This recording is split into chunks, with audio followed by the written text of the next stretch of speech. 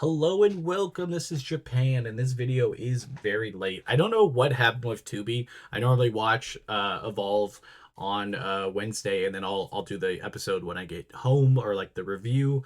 But the episode wasn't on there. I saw the results and saw that it went, but I couldn't get Tubi to load. And then by the time I got it, I was already gone for Backlash. So that was unfortunate. So this is a little late, but I still wanted to do it because it was episode 10. It was an important episode. There was just so much on it that it was like, I can't just not talk about it. So I figured we'll do this one. You'll have quite a bit of Evolve content this year, or not this year, this week. We'll have obviously this show, the next show, and I want to do a roster review from the first 10 episodes. So there's going to be some stuff here. So let's just jump into it. We had Wendy Chu absolutely steamroll Summer.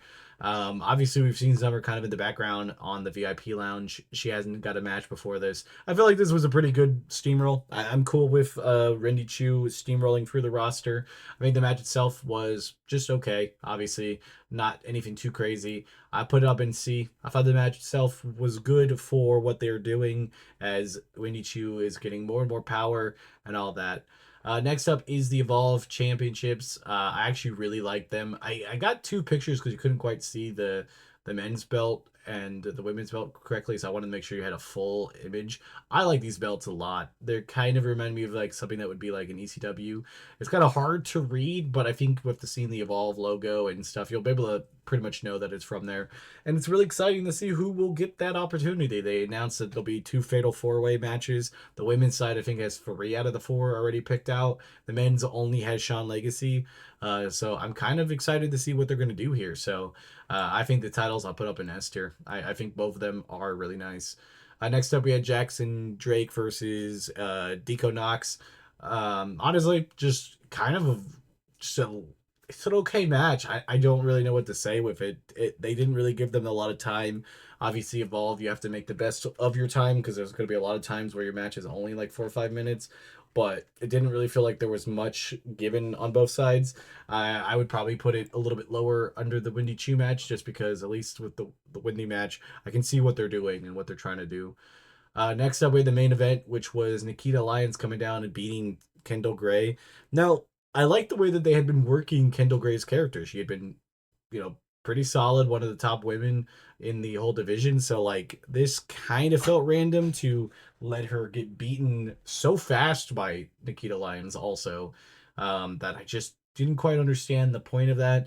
The match itself wasn't that great. I feel like Nikita Lyons, as shows promise at some points, but I think for the time being, she's been a little bit more difficult to cheer out there. I feel like they could have definitely done something different with this match. I just felt like Kendall Gray might not have been the person to pick because they had been building her nicely, and I feel like this is just a complete and utter just let's just wash that away. So I'm gonna put that down in D. This episode wasn't really that great. I feel like it was just kind of a building block episode. They knew they were gonna have the titles, so it was gonna be a bigger deal. Out of the episodes, I still, even though I've rated this one pretty low, I don't think it's the worst episode. I think that still belongs to, I think, what, episode 2 or 3? I can't remember exactly. I'd have to go back and watch the videos. I think that one's still the worst altogether. This match had some promise, and I feel like some of the, overall like parts of it was just mainly the decision making that I didn't quite like. Like the Windy match, cool. It was a squash match. I thought that's what they should be doing with her. Cool with that. Jackson Drake match, I think they could have definitely given them a little bit more time and either made Jackson way more dominant or it be, kind of an even match. Um, but then the Nikita Lyons match, I just feel like the result kind of was off. It should have been something else, or I don't even know, even a DQ or something would have been better than just had Kendall Gray take that pin because she's been doing so well that it kind of just feels. And I know like Nikita Lyons is a NXT star doing all that, but she's not like somebody that's super popular or somebody that's really well liked um, in the community to a certain extent. So like it felt like you're just kind of squashing somebody for no reason that a lot of people are enjoying on the show. But yeah, that's been my episode 10 review. Nothing too crazy.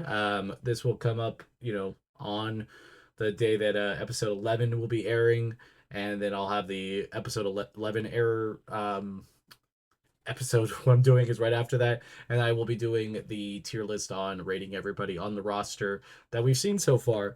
So yeah, if you guys like this content, don't forget to like, comment, and subscribe, and I'll see you guys on the next one. Bye, guys.